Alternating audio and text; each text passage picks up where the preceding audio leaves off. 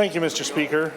It's a pleasure to rise today and join in the debate this afternoon. And at the appropriate time, I'll be making the following motion: that recognizing Saskatchewan uranium has facilitated low-emissions nuclear power around the globe for decades and contributes value-added benefits to the economy, this Assembly supports the development of small modular reactors as a pathway in combating climate change. Now, Mr. Speaker, as I begin my remarks, I do want to thank the Saskatchewan Government Caucus researchers who have provided us with a wealth of information on this topic, and we really couldn't do our jobs without them. And it's always nice to say thank you to them, especially in light of some of the comments that the member from Saskatoon Centre had said in the past. Now, Mr. Speaker, I had the opportunity, along with many of my colleagues in this place, to attend the Legislative Energy Horizon Institute in 2018. It's a fantastic program, and I was blessed to be able to go in and participate in it. And as part of that program, we study energy from the beginning, from how it's created, how it's distributed, how it's transmitted, and how it's consumed. Mr. Speaker, it's fascinating work, and it's a fascinating subject that I knew very little about, and they reminded me just how little we do know about it. So, as a background on energy, we had a fantastic facilitator, a fantastic instructor named Chip to start us off, and he has probably forgotten more about energy than you or I or anybody in this place could ever know. His knowledge is extensive, and we spent 4 hours with him in the classroom. One of the remarkable things about Chip was that he had the ability to write on a whiteboard with both hands different sentences or different equations, and I thought that was remarkable in itself. But one of the things that Chip was very good at is making things easily understood by legislators and people who weren't involved in the energy industry at all, except through perhaps 1 or 2 chapters in university or high school.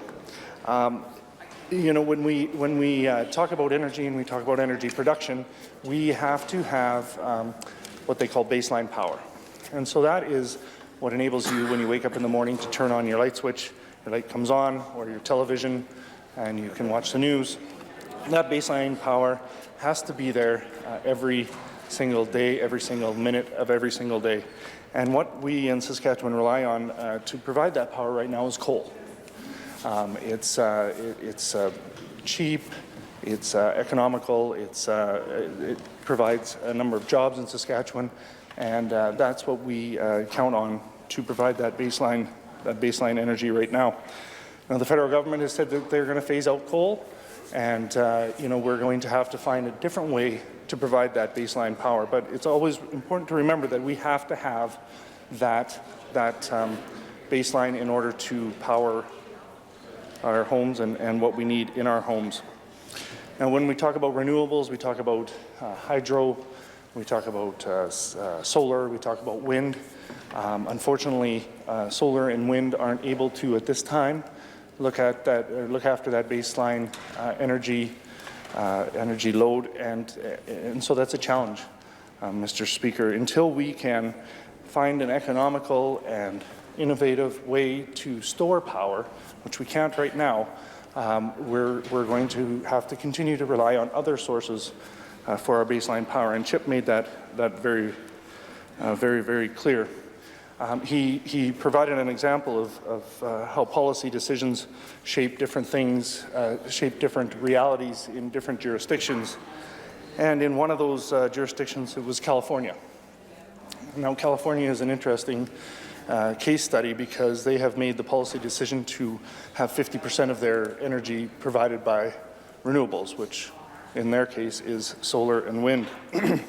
And so at the beginning of the day, they have a baseline consumption amount of power that everybody uses. And as the day goes on, people go to work, they work together in buildings, the consumption goes down quite dramatically, actually. And then as they come home from work, obviously they cook their supper or watch TV or turn on their air conditioning, that power consumption rises drastically. So, at the beginning of the day, they have their baseline consumption, and then people go to work, and at the same time, Mr. Speaker, the sun starts shining and the wind starts blowing, and then renewables start producing energy. And without the ability to store that energy, California needs somewhere to put it. It's being produced, but it's not being consumed, and they are paying people to produce this power, this renewable energy. And so what they do is they call Oregon, which relies a lot on hydropower, and Oregon has the ability to allow for fluctuations in their power usage, so they can, for lack of a better term, turn down their power on their hydro. They call up Oregon and they say, "Hey, Oregon, we've got a lot of power here that's excessive power.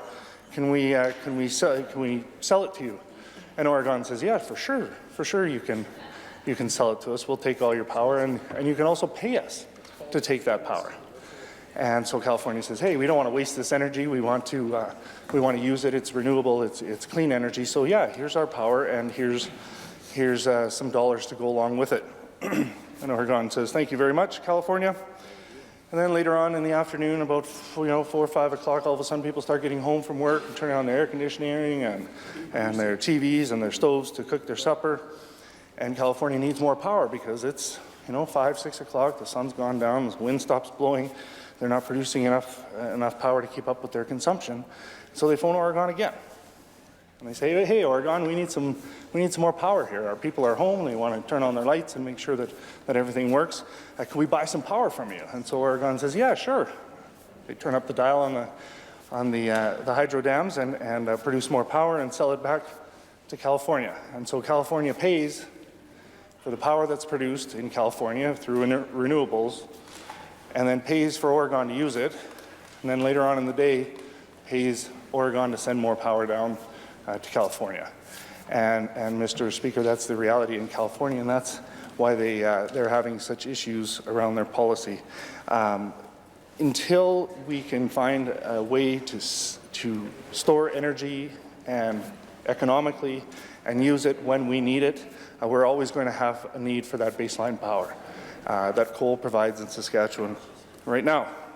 So that's just a little bit of a primer on energy. It was a small part about what we learned at Lehigh. It was 10 days of pretty intense education, but we got through it. So now we look in Saskatchewan here. How are we going to replace the baseline power that right now coal provides? As the federal government moves towards phasing out coal and eliminating it entirely, we're going to have to find a way to have that baseline so that when you want to turn on your lights at home, you can turn on the light switch and it comes on. So we start talking about small modular reactors, and we actually touched on it a bit when we were down at Lehigh, and some of the testing they're doing down at the University, I think it's the University of Tennessee or Arkansas. They're doing some remarkable work down there as well. And so I was happy to hear when our Premier joined with Ontario and New Brunswick to sign a memorandum of understanding to work on this technology. And I thought, the first thought that crossed my mind was what a great opportunity for us here in Saskatchewan, because in my constituency of Saskatoon University, we have obviously the University of Saskatchewan, and part of the University of Saskatchewan is the Sylvia Fedoruk Centre. They've been doing groundbreaking work since the 50s on nuclear technology, nuclear medicine, and I thought that's fantastic. We have the uranium, and we have the brain power to make this actually happen. So we're really talking about small modular reactors, which are about 100 megawatts.